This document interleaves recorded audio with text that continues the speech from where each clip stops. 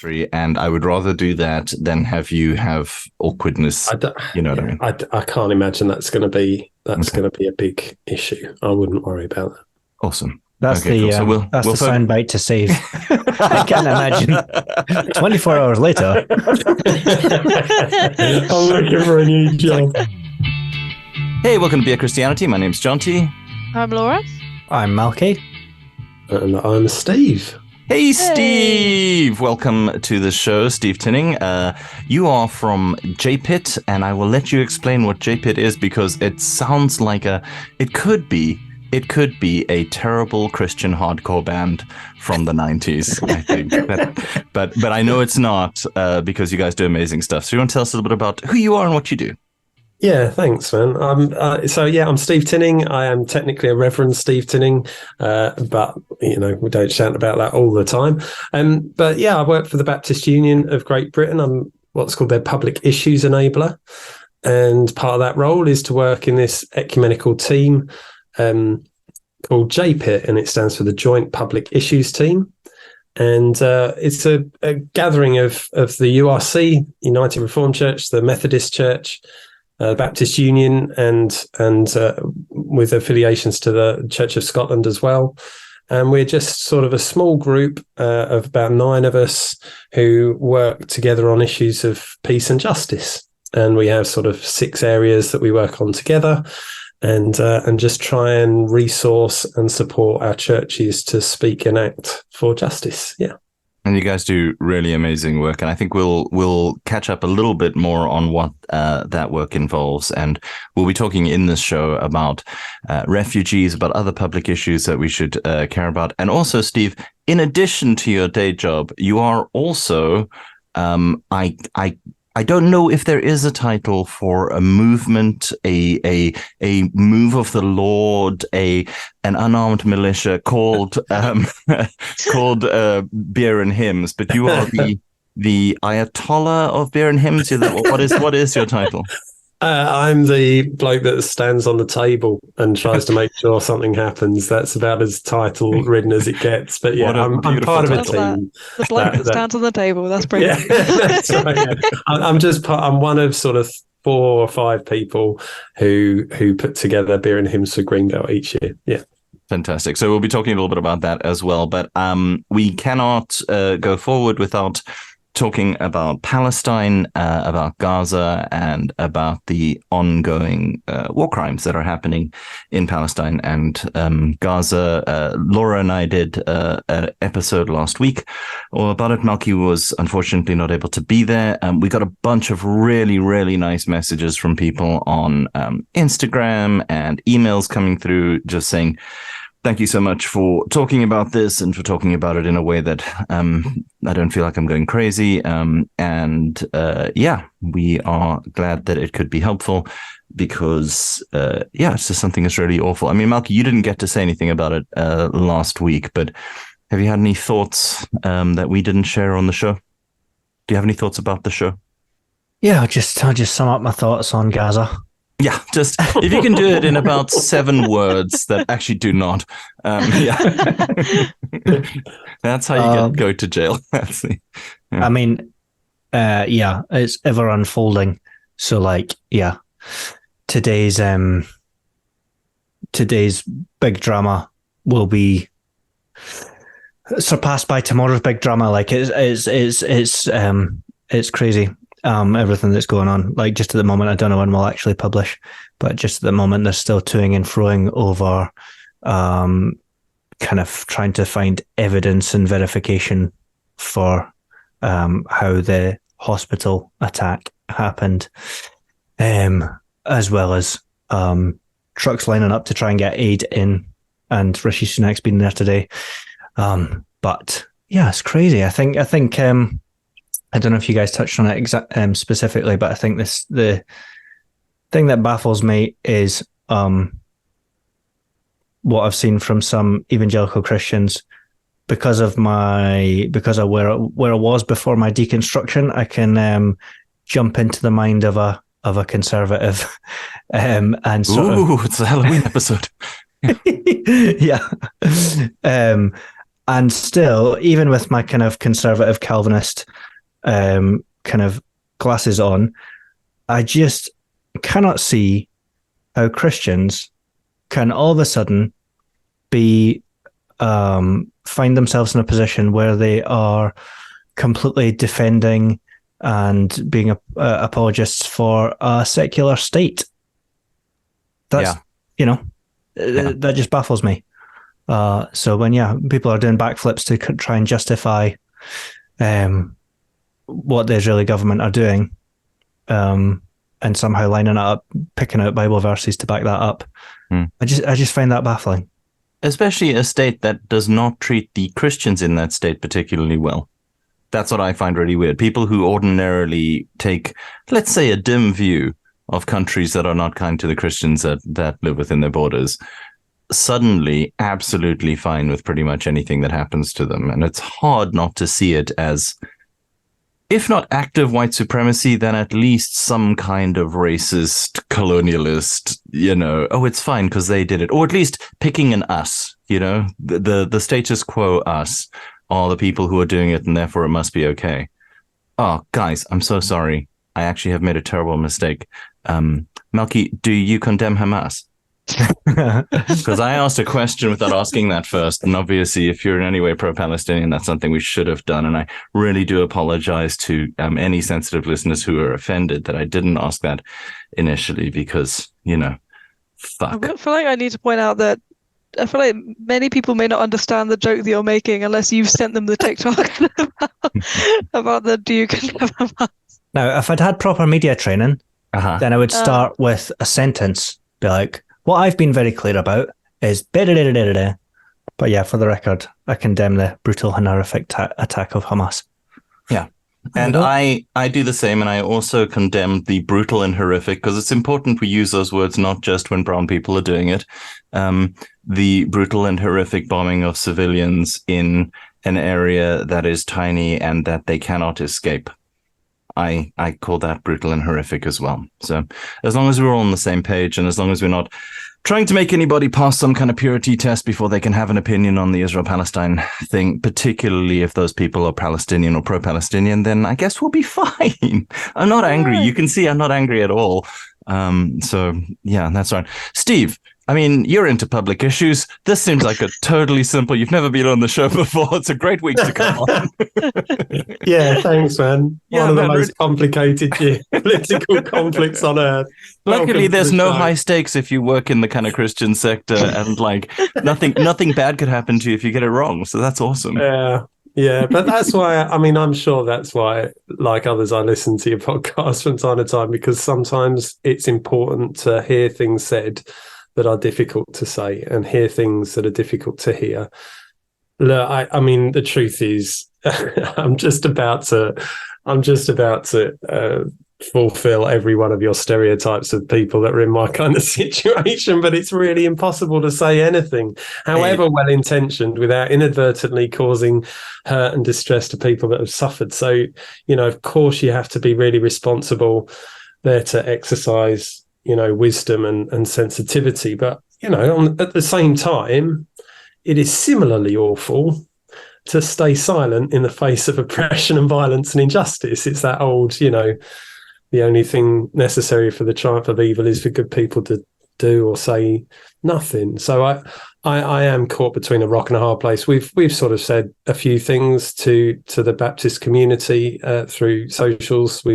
Lynn Green's made a short statement bluntly in solidarity with everyone who's suffered, and asking people to sort of see past their political biases or even the history, and just try and look into the eyes of all of those that are suffering and stand in solidarity with them and with their humanity and their divinity, their reflection of Christ, who knew both the land intimately and the suffering intimately. So there is that out there, and there is a prayer out there as well, and we're constantly observing what's happening and waiting for the right moment to stand alongside other people and make sure that what we're saying is right and accurate, and but more importantly, calling out injustices for what they are.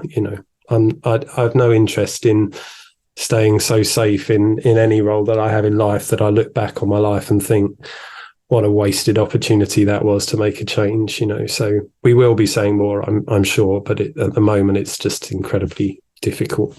Absolutely, I can totally understand that.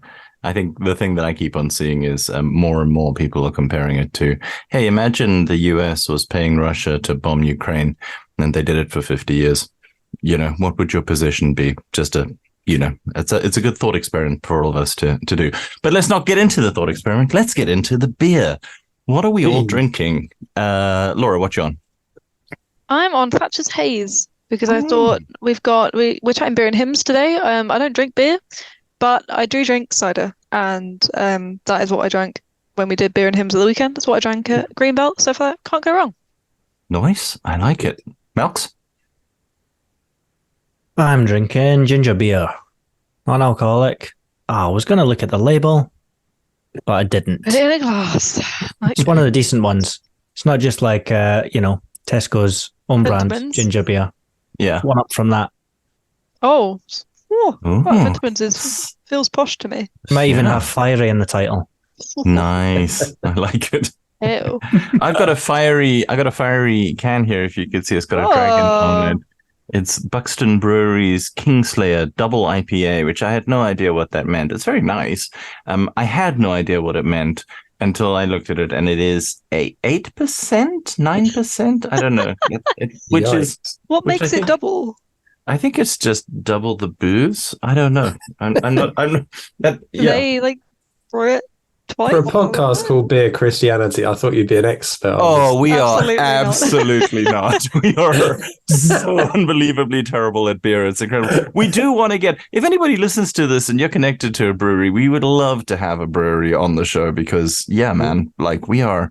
We might not like any of your beer, but we would like the. I don't think we have enough taste to dislike their beer that strongly. You don't like beer at all. I don't like beer. It's not nothing to do with them. It's just my general distaste for beer in general. So yeah. And Steve, Laura's comments are getting as politically awkward. The Holy Land. Come on the podcast. It's totally fun. All beers matter. Steve, what is your also both sides? That's the all lives matter of the Gaza conflict. Yeah. Steve, what are you drinking?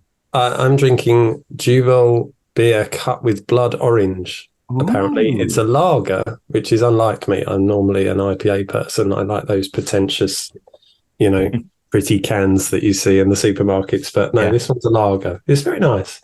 More important, what am I drinking out of? Which is a beautiful large glass tanker that my church gave me as a goodbye present when I left them after being the minister for 9 years, which is quite a nice gift to get from a church, isn't it? I love that. I think that's awesome and very beer Christianity. I think that's amazing. Okay, so let's talk public issues. When you do the joint public issues for the Methodists and URC and the Baptists, what kind of issues are we talking about? What are the public issues that you guys are involved with and that Christians should be caring about right now?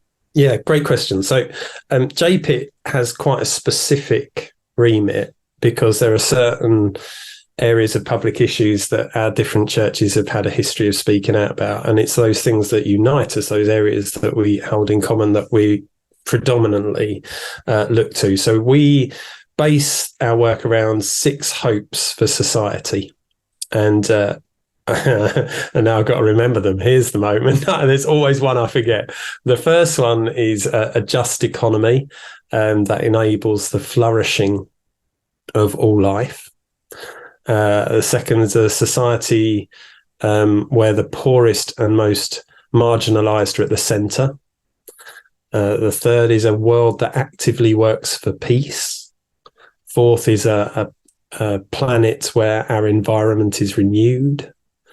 Fifth is a society that welcomes the stranger. And the sixth is a politics that is characterized by listening and kindness and truthfulness. So that one's a bit more ethereal. That one's a bit more conceptual, but it's about trying to encourage a narrative around politics and a structure around politics that is compassionate rather than hostile. So, you know, essentially you've got economy, poverty, peace, climate, refugees and asylum, and then this character of politics one. And with the kind of the churches and Christians, I guess, that you're kind of working amongst, do you often find that there's maybe a bit of a tension between prioritizing almost those pillars? You know, are there people who think, well, no, we should be prioritizing, you know, welcoming the stranger, we should be prioritizing, you know, just economy, or like people who think, well, no, like creation care is not something we need to be caring about, we need to be caring about this. How do you kind of manage those tensions? Yeah. That's great. Yeah, I mean, not just the churches, the 9 people in the team have their own opinions about that stuff. Do you know what I mean? But I think we try and keep them as contemporary as possible. We have a work plan, and we look across the year at the things that we can see coming up in policy development, things that are being said in the press and the news and whatever. So we sort of have an idea about where our priorities are going to be in any particular time.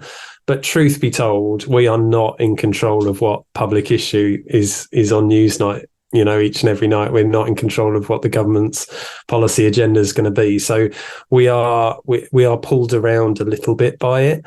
But, you know, at the moment, it's hard to imagine that public issues team involving churches that supposedly talk about the economy and the poorest in the world would ignore the cost of living crisis. So a lot of our energy and work is sort of going into that. We've certainly come out of a long period of looking at refugees and asylum with the illegal migration bill, with the Rwanda policy, with the nationality and borders bill before that, all these things that most of our churches find really difficult. And there'll always be pushback. There'll always be those that sort of write in and say, well, you've said this or you've done that, not in my name. And you sort of have to hear that, because certainly in my role as a Baptist, I mean, each of our churches work in slightly different ways, but as a Baptist, I need to know that I've got a bit of a mandate to say these things, and that's often based on things that we've said and campaigned around in the past. But if our churches are fighting back and saying, Steve, this is not how we feel, I have to take that on board and sort of change tack and change what we're saying to make sure that we're reflecting the church the best way that we possibly can. But there are different times when different seasons emphasize different. The one that always gets left off is this characterized by listening, kindness and truthfulness. Occasionally it will crop up when shut up, Steve. Sorry. Yeah. But it's like, you know, there are ministers who get booted off for breaking parliamentary rules, and in those sort of moments you can remind them all, come on, we should all be doing this properly, shouldn't we? But it feels like it's a much bigger and more important hope for our society than that, and in many ways influences so many of the others. So that's the one that I'm nervous we don't do enough about explicitly. All the others I think get fairly decent airtime at the moment. There's an awful lot going on, isn't there? You have left out fighting back against the gay agenda coming for our children, and the homosexuals and atheists who are trying to prevent us having the word Jesus in the Bible. I don't. Do you guys not even read the Daily Mail? I don't understand what is happening. Again, I'm sensing a certain amount of sarcasm in your tone there, John. I mean, You've already asked me about Israel Palestine. Please don't get me into trouble with homosexuality. Give the man a break. Okay, my question is more: do you actually get kind of pushback from people who are like, why are you talking about this? Our job is to evangelize. And what would you say to those people? Yeah. I mean, bluntly, so I've been in the role for a couple of years now. And before that, I was on secondment doing some shared stuff. And I was in a room with, so, you know, we don't have senior Baptists, but we do certainly have influential Baptists in the life of our union. And one of those very influential Baptists said to me, the trouble with your work at JPIT is that it's a distraction from the real gospel. And my jaw sort of dropped to the floor, and I was heartbroken, because I just sort of thought, I thought we were past the point where we had to justify justice as a central component of what we're about as a church. But we're not. The truth is, there are plenty of churches that are much more concerned about pie in the sky when you die than the state of life in the here and now. And I know I don't need to say this to you, and I'm certain I don't need to say it to most of your listeners, but what kind of good news are we sharing if it shows no concern to those that are suffering in the here and now? There's just no answer to that. And the Gospels that I read, of course, have incredible promises about eternity and about about the purpose and the goodness of gathered church and evangelism. That's where I started my ministry. I've been in church ministry most of my life. The first 3 years was as an evangelist, as an itinerant evangelist. I care desperately about people coming to know Jesus, because I believe Jesus is the answer to so many of the problems that we face here on earth and in eternity. So, but yeah, truth is, I do get some of those. Fortunately, I get many others that are just desperate for me to speak up on another injustice that I've not been able to get around to yet. And I love those kind of emails that are prompting me to do more and to work harder in that kind of way. It must be quite hard to quantify, but is there anything that you feel in your time there so far, or you as a team have we've kind of pushed the envelope or pushed the conversation into kind of filtering down into normal church life? Yeah. I mean, the immigration stuff over the last few years has dominated our headlines and quite a bit of our time at JPIT. And I think it's one of those that's slightly less contentious, although we still get people that are very unhappy with some of the things that we say. But it was really great to organise around some of that stuff. We're analysing policies, reflecting on scripture and on our theological traditions, and writing responses to it and trying to articulate it in ways that have, that say something to the public voice on the issue. And because we're trying to become a bit more savvy in the way that we go about that and try to I think historically there's been some kind of movement to write a statement and have the head of your church sign that statement and then try and get it into a newspaper and think that's it, job done. But truth be told, most of our churches don't hear those kind of things, and most ministers, if they read them, don't reflect on them for very long. So we've been trying to be more direct in terms of getting the message out to local churches and garner support for that. So, especially on the Nationality and Borders Bill stuff, that really took off and then continued in the illegal migration bill. So I feel very confident now speaking for a just asylum system, speaking for safe routes for refugees, speaking for children, who want to reunite with their family members in the UK and can't do it because of policies in this country. And I just look at scripture, he's just all over it. And those are the kind of things that are relatively, I feel more confident in challenging perspectives that counter those views in our church life. And I guess I've had some success in doing that, but that's largely because I was involved in that kind of campaigning before JPIT, before I even joined JPIT. So that's just my niche, my area. And what are the policies that need to change around asylum seekers? Because I think a lot of people with a lot of public issues will probably be scared of getting involved because they don't know enough. They hear people speaking very confidently on the radio or on TV and they go, well, I don't know. It doesn't seem right to me. But so can you break down that for us? What is the problem? Well, bluntly, we don't have an asylum system anymore. The illegal migration bill made it illegal for people to come to the UK unless they had permission to do so in the first place. And if they do, there's no hearing. They don't get to claim asylum, have the reason why they left the countries that they left to come here heard. They don't get to hear why they chose the UK over anywhere else.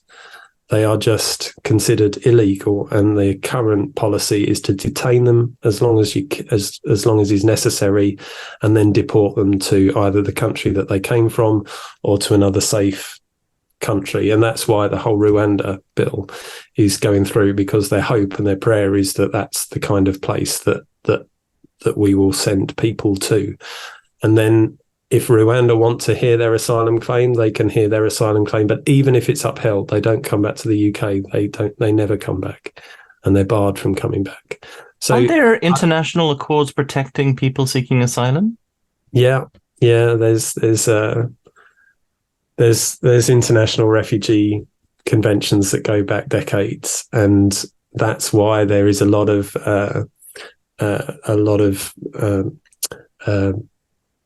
challenges in the courts at the moment as to the legality of these policies. The UNHCR, the United Nations High Commission for Refugees, has said at the time when it was all being debated and voted on that these are not in line with the international conventions that the UK not only signed up to but were involved in writing.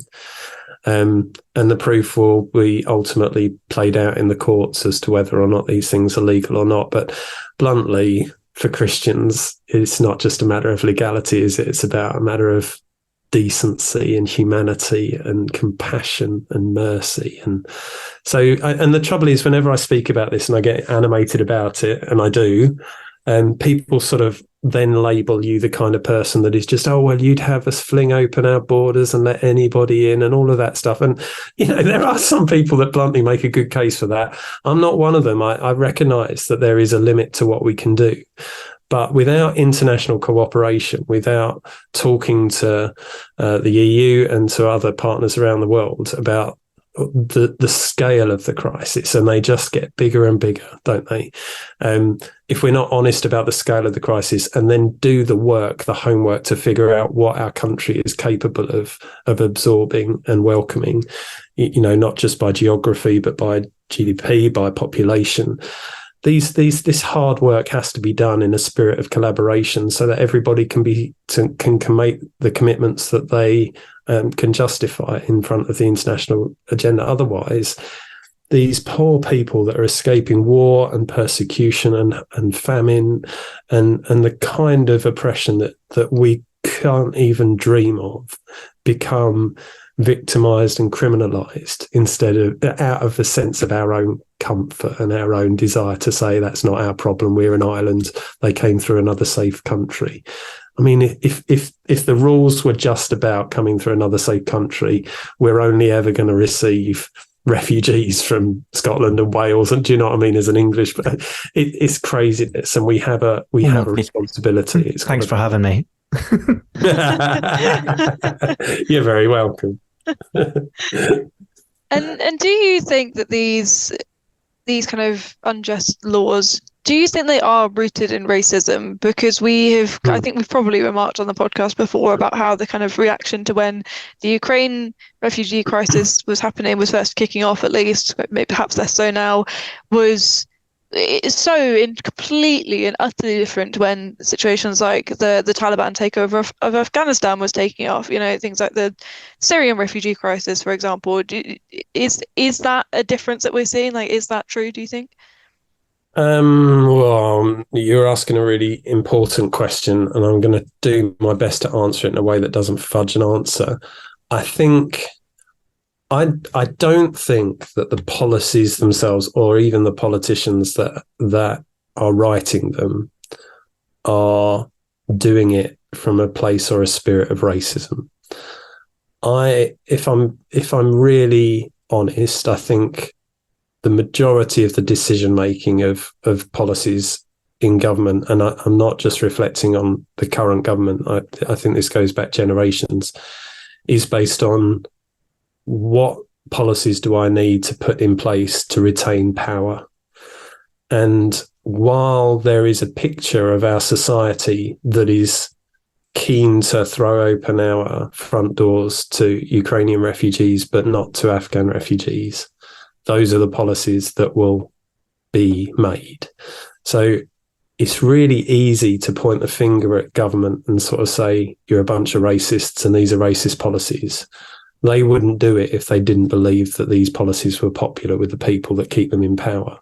And it turns our responsibility not just to fighting politicians, but to paint a picture of a more compassionate society. Truth is, I don't think I think the politicians that make those assumptions are wrong. My evidence, my experience is that people on the whole in British society, and certainly Christians, are deeply compassionate towards all those that are suffering.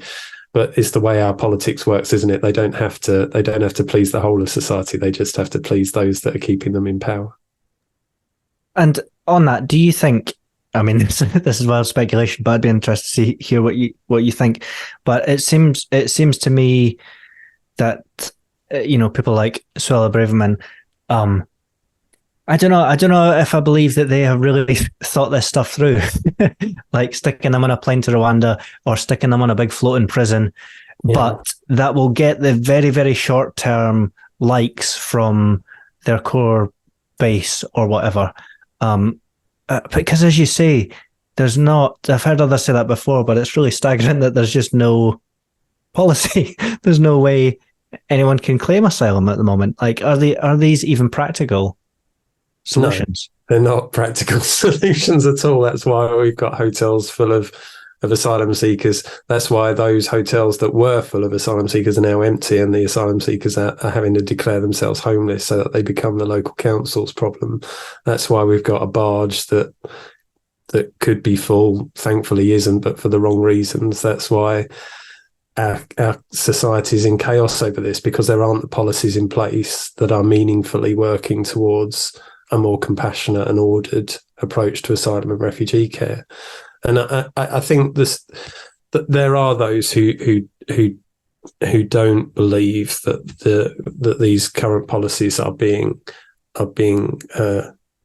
conducted in a way that genuinely seeks to solve the problem. There are those who would say some of these policies are designed to fail, which sounds completely crazy, but it is a way that keeps the problem on the front page of papers and mobilises the base of people that would have us close our doors to everybody. And I say that, very tentatively, because that isn't necessarily what I think. It's not necessarily what a lot of JPIT think, or even a lot of Christians think. I just think it is one of those things that we have to consider when there is a relentless push to dreaming up policies that are not addressing the issue and are actually perceived to be quite cruel and uncaring. Obviously JPIT can't say it, and a lot of Christians wouldn't. So I think that's exactly what's happening.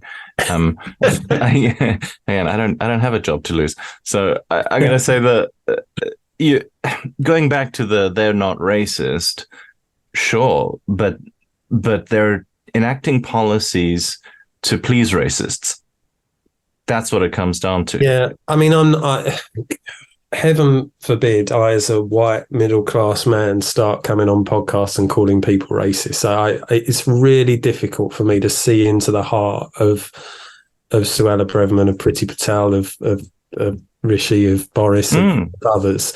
So I wouldn't dream of doing that. The policies themselves, on the face, are cruel to all kinds of people: white people, black people, brown people, people of poverty, people that have come from wealthy countries. There is a sense in which there is no one group of people that appear to be targeted as the victims of this, apart from those that are suffering. And that's why I certainly wouldn't make a judgment to say such and such a person is racist, or even such a policy is racist. I just think they are cruel policies that are inconsistent, that appear to maintain a fear amongst people and other folk that we really should just be reaching out to with both arms.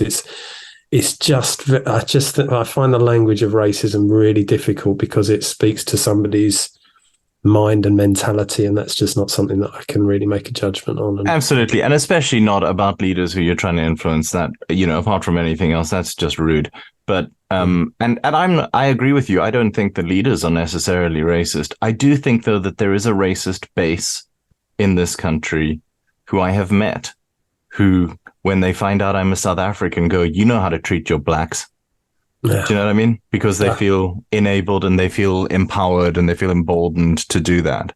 I'm not going to deny that. Of course, there are those. It's a matter of whether those are the people that are being intentionally targeted to hold power.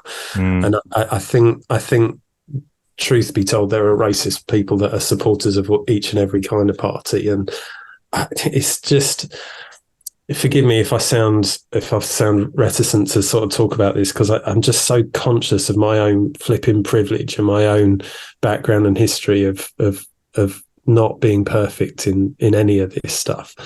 I just think,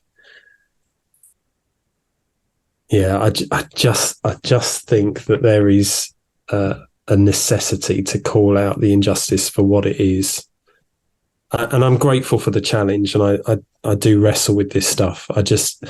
So much of what it is to be a campaigner is about understanding how change is made.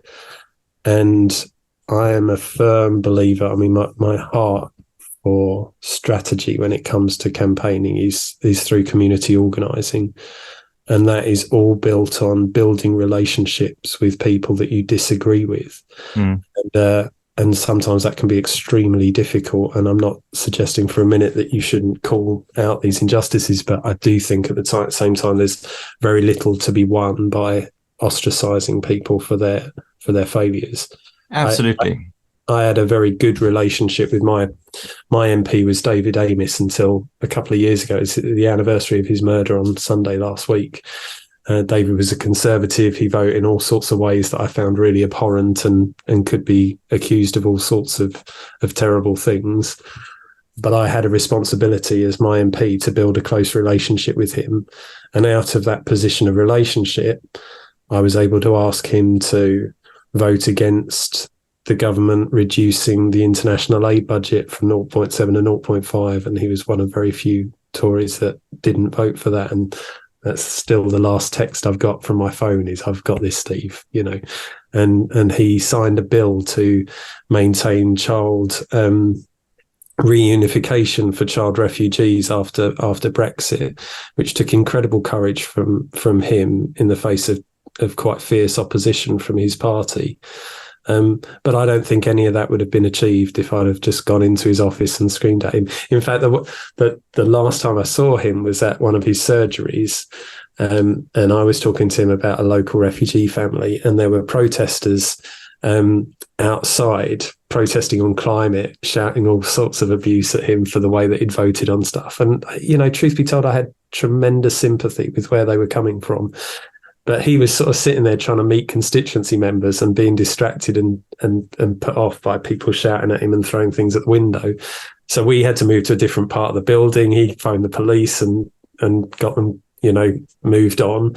And I said to him, "Does this happen often?" And he said, "No, not really. It's just, the truth be told, if they'd have picked up the phone and made an appointment, they'd be sat where you are now having a conversation about that stuff." And so I'm constantly reminded that very little is won outside a relationship, and that's why I'm cautious with what I say and about individuals. Absolutely. And speaking not about individuals, what do you think the reason is for the difference between people's response to Ukrainian refugees and Syrian refugees generally? The difference in solidarity, the difference in the flags flying outside their houses, on their social media profiles, their willingness to take people, and the government's willingness to take people. And what do you think's behind that?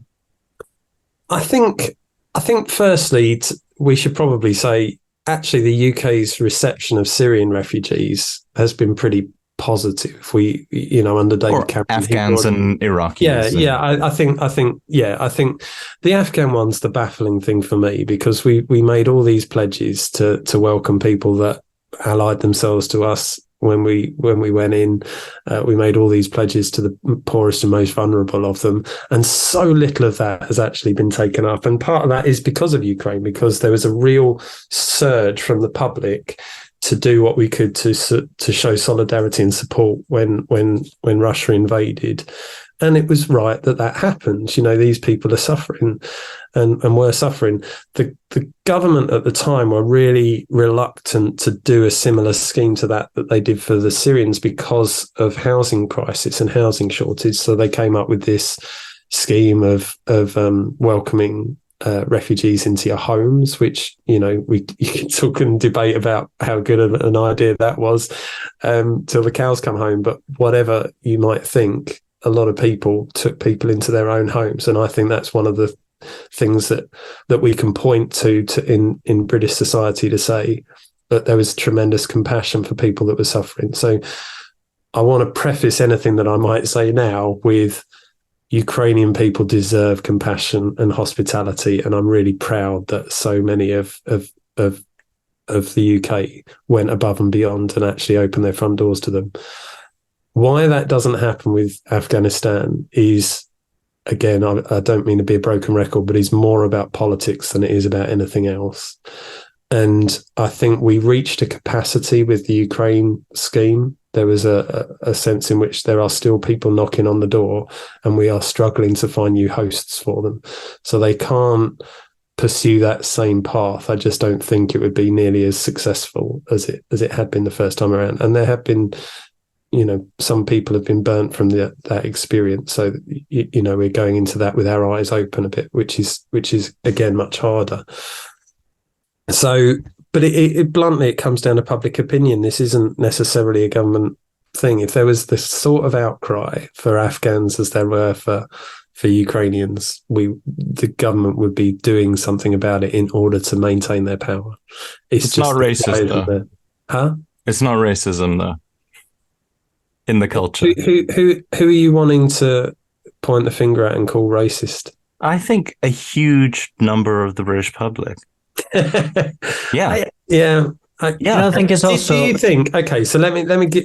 So if let's imagine for the sake of argument that Russia and Ukraine that conflict hadn't happened, and yet the situation in Palestine had led to thousands of Palestinians pouring out of Palestine, and there was a similar cry and outcry from the public to say, well, what are we going to do about it? And the government faced the same issue of, we've got no housing, but we've come up with this Homes for Ukraine, Homes for Palestine scheme.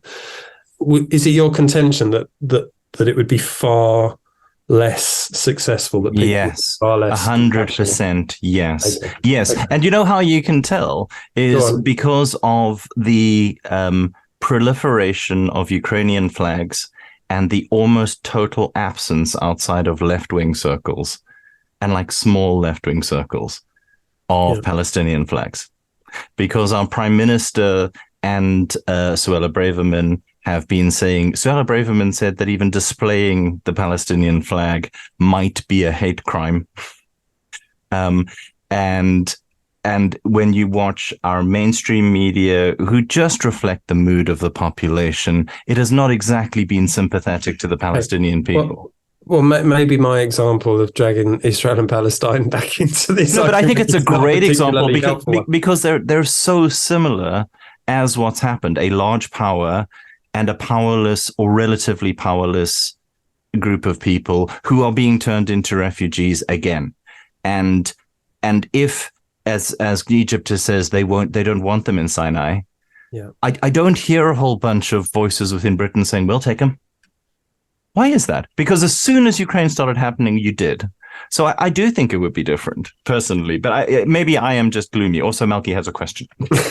Well, I was going to say, one of the voices is Hamza Youssef, the Scottish First Minister, who was talking about homes for Gazans, that they're looking at adopting that policy. But also, I think there's another, or maybe this is kind of, I don't know, race adjacent, but this is maybe a question to Jonty. But if you compare the Ukraine situation, Afghanistan situation, is it not mainly about who the baddies are, who the enemy is? So it's the big bad Russians who happen to be, not aligned with our economic interests, and and then you look at the Afghan situation. Who are the baddies? Oh, they are, because the US and UK are supposed to be the good guys. Yeah. I mean, I would totally accept that may be more at play than racism, potentially. Maybe I'm just super maybe I look for racism because I come from South Africa. I think the thing is, truth be told, Jonty, I asked the question and I know the answer, and you're probably right, that there is something in our British society that distinguishes deserving victims above and beyond other deserving victims. I genuinely don't have the IQ or the experience to go into the sociology of all of that and to figure out exactly what that is. And I just know that it's more complicated than, and it's society are racist and therefore they will and won't do that or the other. But it is that inconsistency that demands international cooperation on the asylum and refugee front, because if we had new agreements with the EU, with wider UN back in countries, that there is a proportion of the refugees of the world that we will take, and we will take them from those places that are in greatest need rather than to which we have a particular historical alliance. Or do you know what I mean? It's about need, and if we can't get to a place where we are welcoming people according to their need and our ability to give them protection, then I don't know what else is. You know, most people that are coming over on the channel, over on the boats, those that are legitimate asylum seekers are coming because they've got family here or because they speak English. There are good reasons why the UK is their place of destination, and yet we don't like to tell that story. We just like to think that they're coming for, you know, other reasons. And I just think it's David Cameron, bluntly, for all the, you know, the things you might critique him of, when he gave that 20,000 pledge from Syria, he did it because he was saying, these are people who, in the current state of affairs, are the most desperate refugees on the planet. And, you know, I think that was an accurate assessment at the time. Yeah. And I think you're right. Like, it's a lot of it isn't about even the international thing. Like, there's a thing not just in Britain, but in a lot of countries about the deserving and undeserving poor, and who is deserving of mercy and who is not deserving of mercy, a kind of an anti-grace that you find in the church, you find in liberal circles as well as conservative. And yeah. So listen, let's code switch entirely and talk about beer and hymns. Let's lighten the mood. Lighten the mood, because it's getting too depressing.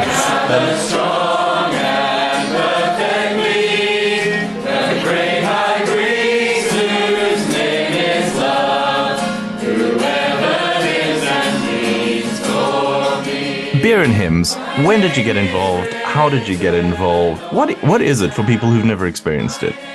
Yeah, beer and hymns is literally what it says on the tin in so many ways. It's a gathering of people, normally at a pub, where they drink beer and they sing hymns. Now, there are all kinds of varieties of that. It began, I mean, heaven knows when it began. It's one of those things that's happened for generations.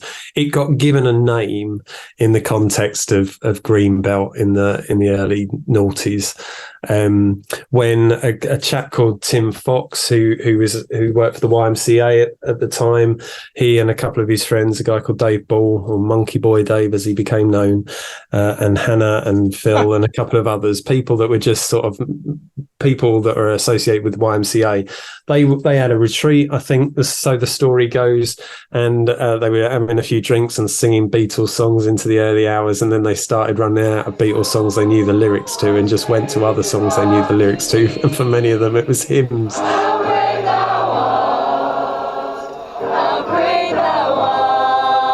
And I think they realised as they was looking around the room, it wasn't just the Christians that were joining in, but it was people that just knew the tunes and knew the songs from their childhood. And so Greenbelt came along at one point and asked Tim if he would be the landlord for the organic beer tent in Greenbelt, and he said, "Yeah, I'll do it." And from then he sort of did a spontaneous beer and hymn singing. There were no hymn sheets at the time. It was just something fun for them to do, and it seemed to just resonate. And then they did it the next year. More came, and then Greenbelt needed to, I think, formalize it because it was getting so noisy. It was drowning out the main stage. And do you know what I mean? It just sort of had a life of its own. We're here this afternoon to drink some beer and to sing some hymns. And the first hymn, number 723, Thine be the glory.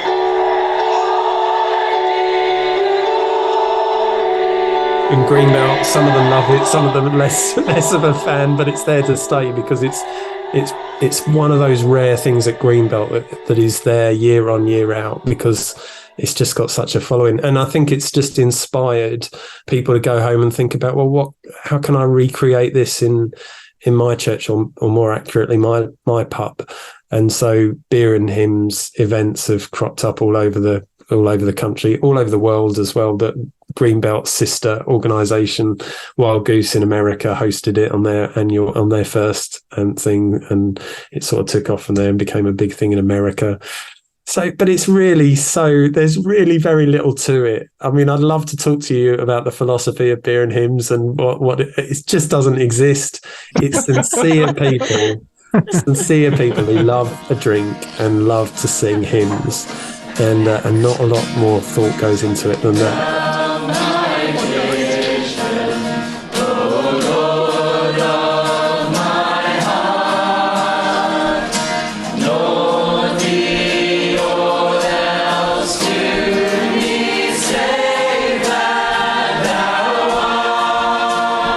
It isn't. I think the one thing to say about it is that it isn't just a sort of frivolous knees up. There is a real sense of this is a meaningful worship experience for a lot of people, and for those that perhaps don't share the faith of those that are behind it, it's at least a way and something that they can access of faith that is enjoyable and light-hearted and inclusive to all. So yeah, that's sort of, and I got involved about 6 or 7 years ago when Tim and Dave were sort of handing over the reins and coming to Greenbelt a bit less because of other commitments that they had. And a friend of mine that knew that I'd taken the idea and run with it in my local pub. We do beer and carols, which is, it is what that says on the tin. But for us, doing hymns in the local pub was no good. We'd get a lot of Christians that were coming out from church to take part in it. But truth be told, hymns aren't as well known as they used to be in wider society. And yet carols are well known. So we just sort of adapted it for that purpose. The pub loved it, and they keep wanting us to go. They said, can you come and do Easter hymns with us? And I was like, I don't know what an Easter hymn is. and people don't know, but it's their busiest night of the year now. It's rammed out. People have to get turned away at the door. She keeps wanting it ticketed. It's just crazy. It's just got a life of its own. And anyway, having done that, my friend said it needs to continue at Greenbelt, but Tim's ready to hand over the reins. And so my friend Chris and I do it, Christine and I do it now at Greenbelt. It's been a riotous fun. And I have to say, please don't, I'm happy to talk about it, but please don't gush over it, because I listened to your post Greenbelt thing, and it's really good fun listening to people talking about the stuff that you do when they don't know you're listening, but when they do it to your face, it's just wholly embarrassing and horrible. So I'm much more keen to hear Malky's reflections, because I know he's slight, because Malky slagged it off last time. Yeah, no, he didn't slag it off. He's very generous and gentle in his approach, but genuinely, I really appreciated hearing that different perspective as well, because it's not everybody's cup of tea or glass of beer. It is what it is. I mean, I feel like you're gonna have no such luck, because beer and hymns is genuinely one of my favorite things to do. It's so fun. It's so great. And if we could wrangle a beer and carols near me, I'm all over it. I flipping love it. It's so good. Steve's ducking out of his chair. No, I'm just looking for all my souvenirs. Oh, cute. This is not good radio, is it? This is not good podcasting. Okay. But I'm just displaying a pile of beer mats that I've and they've got printed beer over and the years. carols written on. One of the cool things that we do to advertise it is cool. to sort of print these beer mats, and then we take them to the pub, and it just advertises when it is, and they put them out on their tables and advertise it in sort of more authentic ways and things like that. So it's thank you. I don't take it for granted, and it does give us encouragement to keep going. But we sometimes think, is it getting a bit stale? What should we do differently? No, we get all these ideas about how we could revamp it, and then we're like, no, we just need to do what it is. And I think one of the one of the best things, having done beer and hymns outside of Greenbelt and at Greenbelt, I think one of the best things about doing it at Greenbelt is that people actually know all the hymns and they know all of the parts that go with different hymns. Yeah. Which, like, there are a few hymns out there that have like little descanty bits and stuff like You're that. And so about the you do it descant. at another place, and nobody really knows that different parts of the chorus. But then you go to Greenbelt, everyone knows it. It's like, yes, It's great, isn't and it? where else could I do the descant? really The Herald keen to Angels sing sing in the middle of How many of August. you? I mean, is it just me? I go to a church where we'll sing one of these hymns or choruses or whatever, and there is a great descant bit, and I know people know it, but out of timidity, that you get one sort of bold person, Not when I'm there. who knocked it out of the park, but the rest of us are like, "Ooh." But in church, and yeah, at Greenbelt, everybody, like, if I Everyone know goes that for it. descant and I can hit that note, I'm going for it, and I Even love if that. you're not sure if you can. it's I was also at church one- on Sunday, and I can't remember which one it was now, but I can't remember the name of it, but it was one chorus with the descanty bit with the I will just need you. Oh yeah, I was going for it. No one else was. I was like, you know what? I'm just No, you're a I'd hero. like to Get think we people had there, some like, influence in that, Laura, go for somewhere it, along the yeah. line. Yeah, man. Beautiful thing. Yeah. It's why we Yeah. do the carols. Like, bluntly, it's nuts, isn't it? It's the middle of August. You've got a heat wave, 26 degrees, and we're singing Heart the Herald Angels Sing in the Absolutely. middle of a field. But it is there because the descants are amazing. But it's also there to say to people, take this home and do it in December in your pubs. I'd much rather, I'd love that to be an outcome of beer and hymns, that people find ways of connect. Like, there's a group of rugby lads who, from the local community, they would never step foot in church. I'm sorry, I've spoken to them about it. Some of them have got good reason not to want to step foot in church, but they are front and centre. They reserve their table for beer and carols every year. They get into riotous fun with the Christian table. That I should say, we do it with a pub quiz as well. So we sort of run a Christmas quiz, and then in between the Christmas quiz rounds, while we're doing some marketing or whatever, we sing carols and everybody. But it's a sneaky way as well for those of us that find this stuff important to share something of the Christmas story in the context of beer and carols, to do a sort of Christmas quiz, a Christmas round in the quiz.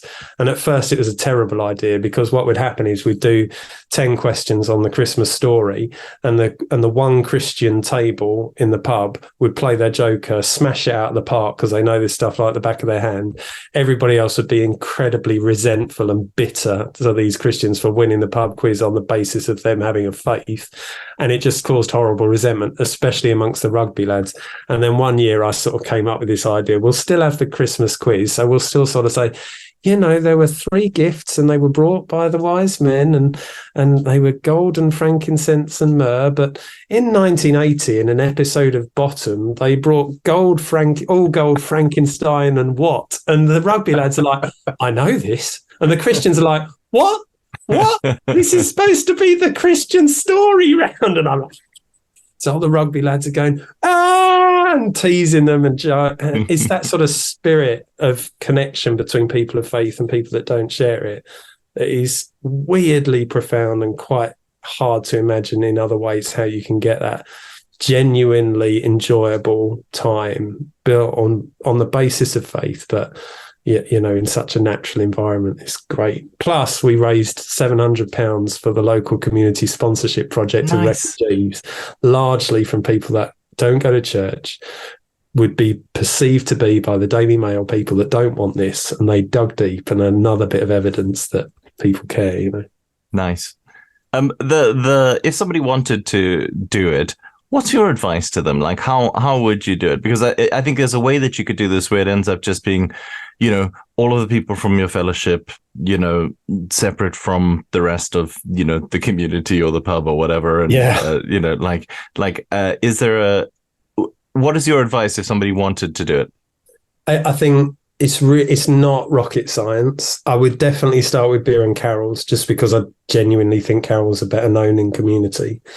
And pubs are really keen to do themed nights around Christmas, so that's great. You need a decent pianist. It's just one of those things that I think you can't get around. You don't need a big worship band. You just need someone that's going to accompany the music, not not perform to the crowd. Do you know what I mean? This is singing around a piano in a pub. This is not a gig. So just find somebody that can play a decent piano. I think it's good to have some friends there who share your vision for it. So it's not a matter of advertise it in the church and get them all to turn up en masse. I just think a pub of Christians, you might as well have done it in your church. This isn't for them. This is for those who wouldn't experience that sort of thing because they're never going to cross the boundaries of your building. But it is useful to have a handful of people there that understand what you're about and can be a support to you as you go about it, and can add a bit of welly into it if it's going a bit, if it's hard to get things off the ground. It is one of those things that you got to persist a bit with, because first time around it'll probably be great, but if it isn't, it's not because it hasn't got a future. It's just because it evolves and you sort of learn lessons along the way. Make good friends with your landlord or landlady and make sure they understand what you're about and why you're wanting to do this. It's important that people don't see these Christians coming in, going to sing us a load of songs and then ask us to pray a prayer at the end of the night and lock the doors until you say it. It's not, none of that is there. And you've got to have a relationship with the pub before they can trust you enough to do it. So, don't do it if you don't like beer. Don't do it if you don't like a pub. Don't do it in a pub you don't go to. Well, you can, if you don't like beer, it's fine. But if you're not comfortable in a pub environment, why would you suddenly place yourself in that? It's got to be a second home to you anyway. So I think, the more sincere you've got and comfortable you feel, the more you'll be accepted as somebody that's leading it rather than just an interloper. First time I did it, I'd been at the pub. I've been going to the pub for a few months, but not as a sort of a Friday night regular. I wasn't propping up the bar with Frasier. Do you know what I mean? I really wasn't that. But I sort of got known in the pub because of Beer and Carols. I then joined the fantasy football team for the pub and I won it. And It was the worst thing I could have ever done. Oh, no. Like, who is this Beer and Carols interloper coming in and ruining our football competition? So you've got to be part of the community and have a sort of sincerity about that. Yeah. And now I think they probably wouldn't mind. But at the time, it was, you've got to understand who you are in that place. Prints, I think you could, when I started it, you could get Bethlehem carol sheets, I think they're called, sent to you for free, like printed carol sheets. I think they probably cost a small amount of money now, but it's not expensive. It's literally covering the cost of I think it's in a charity called Embrace that do it, or print your own if you'd prefer. Choose the songs that you want. Do a bit of planning. It's not always as spontaneous as it might seem. Tim Fox used to say it takes a lot of planning to be this spontaneous, and it does require a bit of what fits where and how, and but also get them to join in, ask them what their favorite songs are and play a part of that. And also, if you are going to do Beer and Carols, you have to sing I'm going to forget now. I'll come back to it. But there's a song, there's a carol that it's While Shepherds Watch Their Flocks Find. Yeah. You have to sing that to the tune of Supercalifragilisticexpialidocious. It's the most riotous fun you can have. Make sure you got a decent pianist to keep up. Oh, wow, yeah. That's amazing. I mean, honestly, when you said it's not a frivolous thing, it's a serious worship thing, it is. But for me, especially this last Greenbelt, it was... The reason it was such a serious worship thing for me was because nobody was trying to manipulate me into feeling that. Nobody was earnestly going, okay, guys, now it's time to really worship our Savior. It was just like, hey, let's sing a song. Yeah. And then everyone's trying to get Shine Jesus Shine at the end. Yeah, man. Every year. Yeah. Every year. You can, it's a funny myth, isn't it? You're allowed to have fun and be sincere in your worship. Yeah. It isn't designed. I think some of the criticism that I absolutely share about some contemporary worship is that it is planned and designed within an inch of its life, to the point where people are thinking about musicality and dynamics in a sort of and this is when the Holy Spirit's going to come, and I find all of that stuff so painful. So no, you're right. It is a lot it's a lot more light-hearted than that. But I'm really keen that people don't just see it as it is something more than just a frivolous sing-along, because I think just inadvertently sometimes people get quite touched by it and consider it quite a powerful moment. It's not necessarily by design, but it does happen, and we don't want to discourage that, because ultimately we're Christians who want our God and our Christ to be worshipped, and I just think it's another helpful way to bring that in. I mean, this year we did bring in a new hymn, because we don't, there's not a lot that we muck about with, but we sort of, in the context of Greenbelt, this festival that is so passionate about aligning faith and justice together, that we thought, well, why not? There aren't, like, we don't analyse the lyrics of a lot of the hymns. Like, I'm sure there are some songs in there that I sing on my table, and if I sat down with a theology tutor and said, "Do you realise what you're sinning?" There's a You're sinning, Steve. Yeah, they'd be horrified, and I'd be horrified. I'm not that fussed about it. I don't think that's the point. No. But every now and again, a new worship song or hymn will come up that you just think, do you know what? People need to hear this. And if the place that Bearing Hymns is can introduce these profound new hymns, that are, the one that we did this year was about the refugee crisis. I think there's a place to do that. We always do it to tunes that are already familiar, because you don't want to just launch into right now I'm going to teach you a new song. That's not how Bearing Hymns works. People have to be able to join in from day one. But we're starting to think a little bit about that. But really, you know what you're going to expect if you come to Bearing Hymns. I'm grateful and glad that Malky has been noticeably silent through that whole conversation. Yeah. And because this is an audio podcast, you guys as listeners can't see, but he's just been flipping the bird middle finger up the entire time we've been talking. He's turned around. The only thing facing us is that finger. Up Bearing Hymns hymn sheets. That's right. Yeah. The design of the beer mats are really cool. Oh, thanks, man. I'm taking that. If that's what I can get out of this, that is damning with faint praise. Oh, wow, Malky, why do you hate it so much? That was why do you hate? I'm a designer. That's a genuine thought. No, but so I've only experienced it in the context of Greenbelt, and in the context of Greenbelt, I think it's genius. I think it's like there's something a bit jarring or a bit like kitsch about it, or is that the right phrase? Like no! A callback in the context of it being so like wildly progressive, and like communion's at the point of parody of like how it really is. inclusive and progressive it is. Like to have this thing of just like we are just going to fire out these traditional songs, and and as much as like we might think we're all kind of mad hippie communists, like that we all still, like so many of the folks at Greenbelt are kind of evangelical at heart, even or certainly evangelical roots, and I do like the sort of marrying of that, or being at peace, like being properly non-dual in terms of let's sing these old hymns, then drink beer and have a laugh, and clearly something mystical happens. Frederick Engels would love beer and hymns. That's all I'm going to say. Probably Karl Marx too. I reckon they'd have a lovely time. Honestly, I genuinely do. I have absolutely no doubt Engels would love it. He'd lap it up.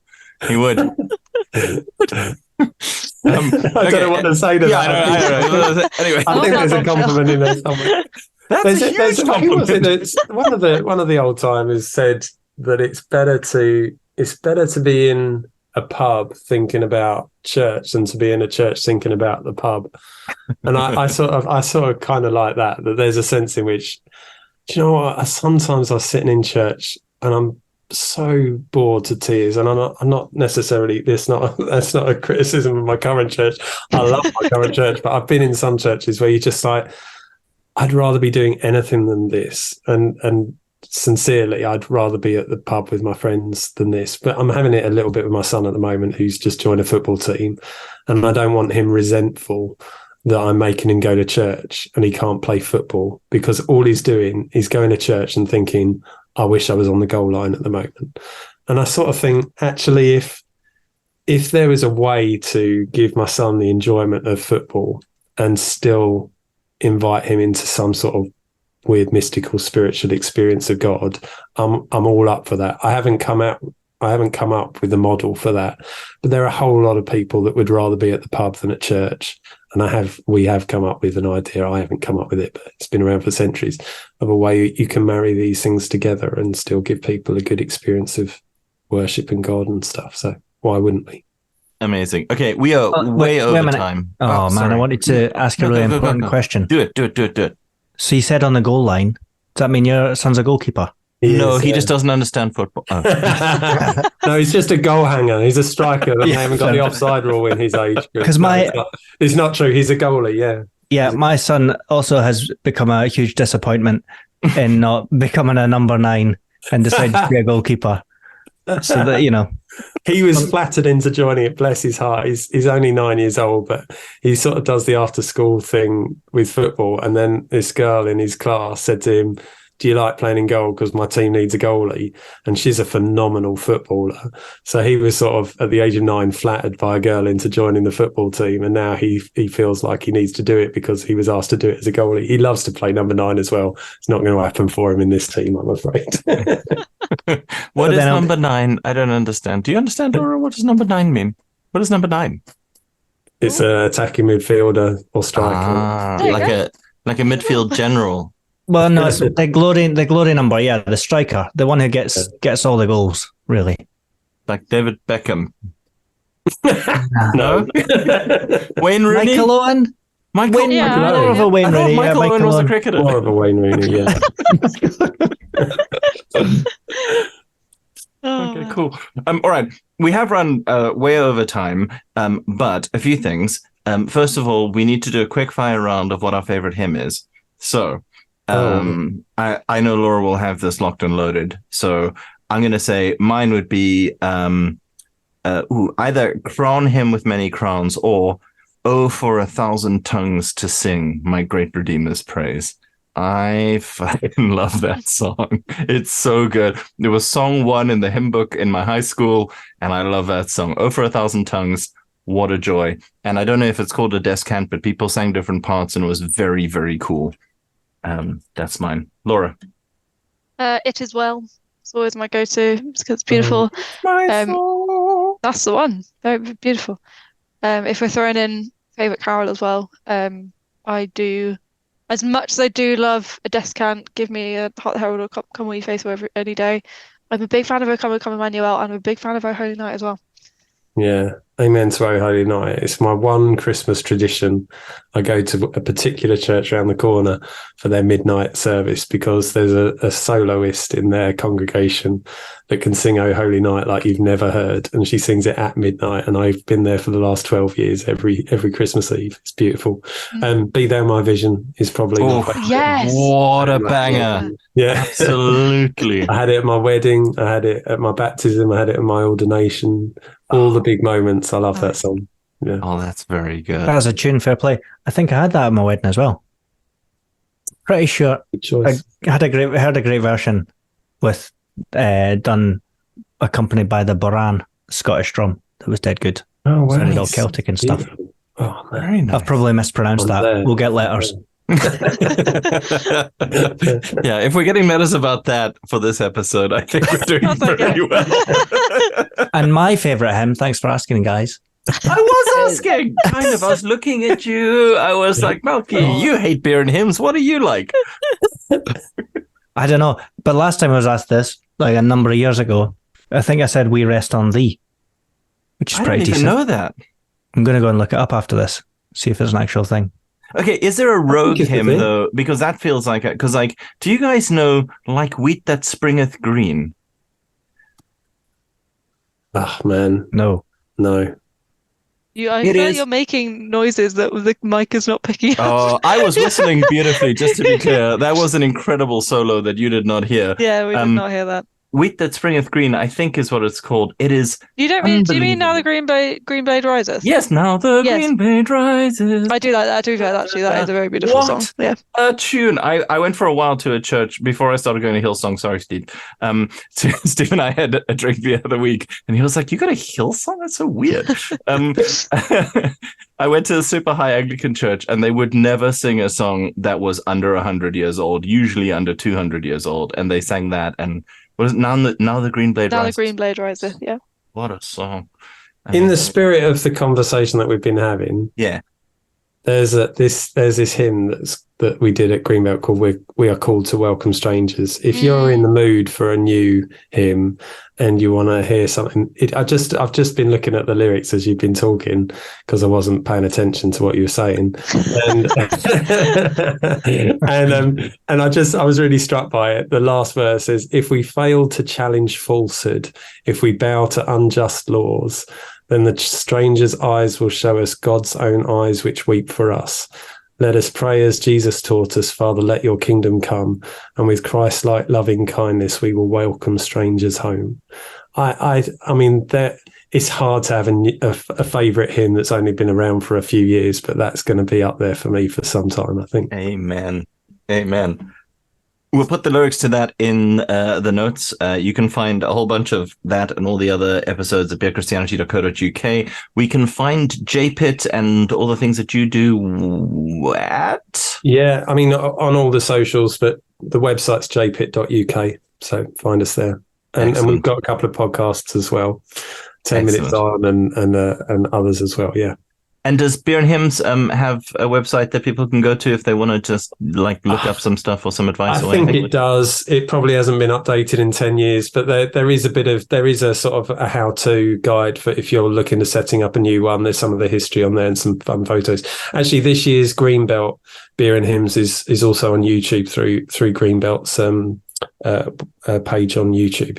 If you want to get a taster of it, there's about a 20-minute segment of this year's beer and hymns on there. Brilliant. Okay, awesome. So check out all that stuff. You can find the rest of our stuff on beerchristianity.co.uk, as well as all the various socials. Send us some questions. We will be talking in a couple of weeks about AI with somebody who has some very interesting ideas about it. We're going to be next week. Is that next week? Good Lord. It's going to be at 7 a.m. in the morning because this person is in New Zealand, and I'm not used to being drunk that early, but I'm willing to give it a shot. So anyway, thanks for listening to Beer Christianity. Steve, thanks so much for coming on the show. We really appreciate it. Thanks for having us. Really appreciate it. And bye. Bye.